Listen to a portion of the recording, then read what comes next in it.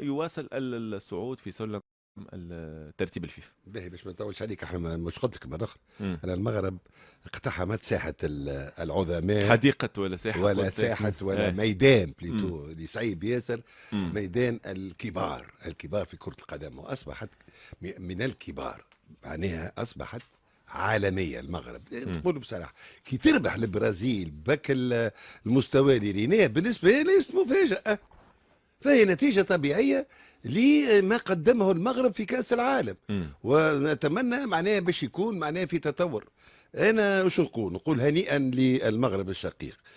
نحي الفيكتوار، مم. لا فيكتوار، مي يا خويا الاخراج التلفزي، مم. يفو دير لا فيريتي تكنيك ليماج، الجمهور، التيران، كل هذا الفار. كابتن، كل شيء الفار، كل شيء ذي رساله. رساله شو رساله؟ إخراج حضور جماهيري ملعب طنجة، شيء كبير. التران يمشيو فيه وهو عليه شو كل ما دار حول المباراة فهو عالمي، وهنيئا للمغرب. وأقول أن ملحمة طنجة قطر قطر به هي بداية لصناعة مجد جديد للمغرب على مستوى كرة القدم. هذه الملحمة ستكون هي البداية لصناعة مجد جلوار ناسيونال بور الماروك. هنيئا لكم. امين. واول بلد عربي، اول بلد عربي يربح البرازيل. وش نقول لك، الحقيقه شو اللي عملوا شو الجماهير مش نورمال. المغرب تعديت باليه اخر بالنسبه لي انا. شفت ستوري بعد الماتش نتاع فينيسيوس قال شكرا للمغرب، قريتها وريتها ولا شكرا للمغرب. تو ما عادش نحكيو على المغرب، ما راهم نحكي ولا كلاس مع البرازيل ومع فرنسا ومع الناس الكل. انا حاجه بركه، انا نعشق المدرب نتاعهم كيفاش يلجير معناتها لي ستار هذوكم الكل. حتى كي خرج حكيمي في دقيقه 60 يصفق وباس المدرب، معناتها علاقه ممتازه ما بينات بعضهم. واني قلت لك المغرب العوام هذه الكل باش تسيطر على الكره الافريقيه والعربيه. انت حكيت على المدرب وليد الدرغراقي، كان عنده تصريح بعد المباراه قال لك اون باتو لو بريزيل اون بلان رمضان ابخي لو تراويح سي فو، ربطها معناها برمضان وصلت التراويح. التراويح فيه دعاء. افهم إيه. كلامه. التراويح فيه دعاء، بتتر في الدعاء معناها هو لا يفدلك معناها فيه صحة. كابتن كيما الكاس العالم في قطر معناتها جابوا لي زوروبيان، جابوا معناتها الكرة الاسيويه وسمعوهم القران والديانه وعملوا اللي حبوا، حديث مترجم ولا حديث مترجم معناتها. وغاديك راهو فما جوامع في قطر الخطبه نتاعهم باللونجلي، عملوا خطبه باللونجلي، خطبه سيد الجمعه. كيف المغرب عملت الماتش في رمضان ومن بعد شقان الفطر ومن بعد التراويح، معناتها تعريف بالثقافة العربية وصورة جميلة للمغرب. إلى جانب النتيجة الحاصلة على أرضية الميدان، المغرب كسب نقاط عديدة كابتن على المستوى التنظيمي. تحكيت على النقل التلفزي، على التنظيم، على الحضور الجماهيري، الصورة الجميلة اللي ريناها على المغرب خلال المباراة. الحديث أكثر في الموضوع معنا الدكتور الباحث سيد منصف اليازغي. صحة شريبتك سي المنصف. أهلا عزيزي أمين، وسعيد بالحضور معك، وتحية لضيوفك في البلاطو. شكرا ليك. معاي لاعب الرجاء السابق خالد القربي والكابتن خالد حسني، غنيين عن كل تعريف. طبيعة الحال طبيعة الحال. به دكتور، انتصار على أرضية الميدان ضد البرازيل، وانتصار أيضا كان خارج أرضية الميدان على مستوى التنظيم، النقل التلفزي، الصورة الجميلة اللي ريناها خلال مباراة المغرب والبرازيل. الانطباعات في المغرب بعد المباراة كيفاش كانت؟ هو أولا المغاربة شعروا بأنه مباراة طنجة هي امتداد لمباريات قطر، كما لو أنهم ما زالوا يعيشون أجواء المونديال. كما تعلم عزيزي بأنه ما عشناه حلم، ونشكركم أولا على أنكم عشتوا معنا هذا الحلم، واعتبرنا بأنه مباراة طنجة هي امتداد لهذا الحلم.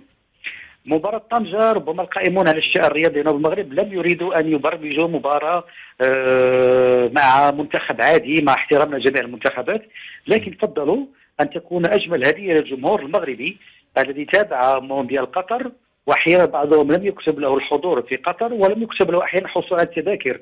فكانت اجمل هديه هي مباراه وديه امام منتخب من العيار الثقيل، ونحن نتحدث عن منتخب البرازيل. منتخب البرازيل ربما لدينا مع حساب قديم جدا يعود الى 97 عندما خسرنا معه وديا بهدفين، ثم في مونديال 98 عندما خسرنا مع 3 أهداف ل0. المباراه وديه راى البعض بانه قد تكون عاديه، لكن في المغرب اعتبرناها لديها انعكاسات اخرى، انعكاسات على صوره المغرب الذي يستضيف في ملعب ابن بطوطه بطنجه، يستضيف منتخب كبير في اجواء احتفاليه كبيره تؤكد بانه المغرب يثبت اقدامه على الساحه كره القدم العالميه وايضا الافريقيه بطبيعه الحال، من خلال تثبيت ما انجزه من استحقاقات وما كسبه من شعبيه في العالم، سواء بمونديال قطر او حتى في الاونه الاخيره عندما تقدم على الخصوص الى بترشيحه لسادس مره لاحتضان كاس العالم 2030. اذا هي المباراه بالنسبه للمغاربه كانت هي قد نقول بانه هي لا سيغي سيغ لا تاكس بعد مونديال قطر، واعتبروها مكافأة لهم على هذا المنتخب.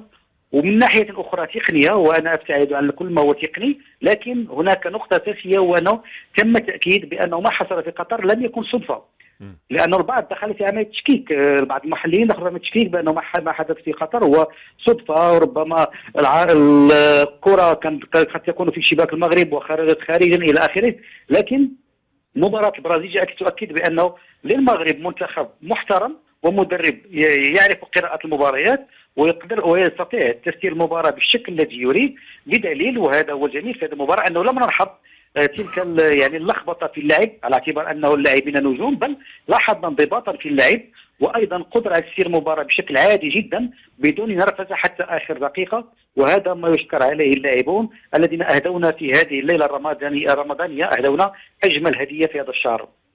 دكتور، من خلاف الرياضة طبعا المغرب كسب نقاط عديدة في سباق تنظيم كأس افريقيا 2025 ومونديال 2030 والملف المشترك بين المغرب اسبانيا والبرتغال.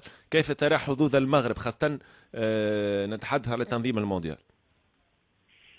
نعم، بالنسبه لكاس افريقيا 2025 اعتبر بانه الامر بين يدي المكتب التنفيذي الذي لديه صلاح تقييم الملفات بشكل متساوي واخذ فكره عامه على الاجواء والشروط التي يتوجب ان تجري كاس افريقيا، لانه كاس افريقيا ليست هي الملاعب فقط.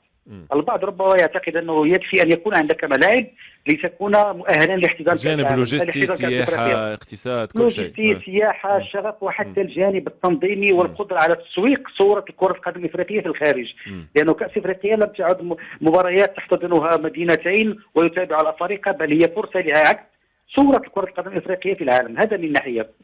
من ناحية أخرى بالنسبة لكأس العالم أعتقد بأن المغرب قدم شهادة في المباريات في المنافسات السابقة عندما احتضن كأس العالم للأندية 3 مرات، وقدمها بشكل كبير جدا. وعندما نقول كأس العالم للأندية فهي موندياليتو أو هي تصغير المونديال، وبالتالي هو بروفا لأي بلد قبل التقدم إلى كأس العالم. المغرب قدم هذه الشهادة واختار أن يتقدم إلى جانب إسبانيا والبرتغال على اعتبار أنه يملك، على اعتبار أن المغرب ورقة رابحة وليس ورقة فقط إضافية لهذا الملف البرتغالي الإسباني، بل هو ورقة رابحة بحكم الإشعاع الذي يملكه المغرب، النفوذ الذي يملكه المغرب على مستوى الأصوات، وأيضا قدرته على أن ينجح هذا التحدي، تحدي 2030، على اعتبار أنه ما قدمه في السنوات الأخيرة ربما لم يكن صدفة، وجاء وفق ترتيبات ووفق سياسة ورؤية مغربية خالصة اعتمدت على الصبر، اعتمدت على ما هو استراتيجي، ولم تكن تخطط على المدى القصير او فقط الظهور بمظهر جميل في هذه الدوره او هذه الدوره، بل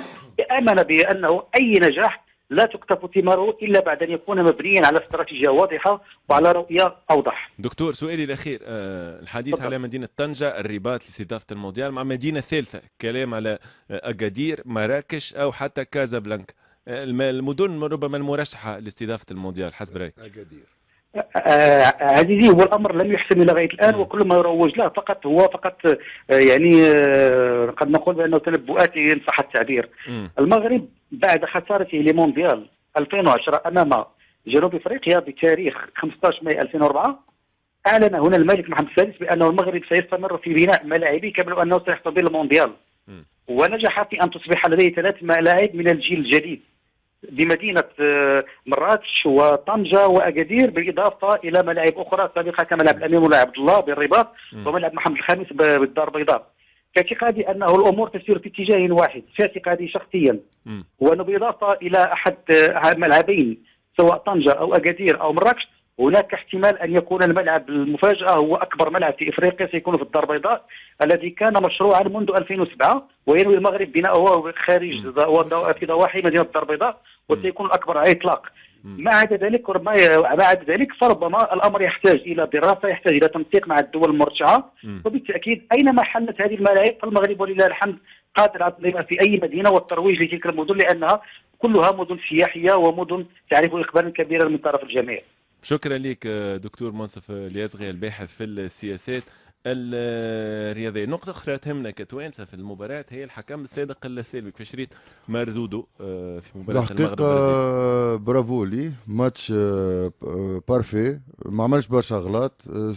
غلطة بركة نتاع البونتو الأول نتاع البرازيل راهو بونتو، انا كيريتو بونتو. شنو ما عملش برشا غلط؟ ذي غلطه هدف هذي اي معناتها مش غلط، معناتها كارثيه. اوكي بونتو لو فما انتقادات من لعبيه البرازيل، لا خاطر خلى برشا اجريسيفيتي، والبونتو لو راهو بونتو صحيح.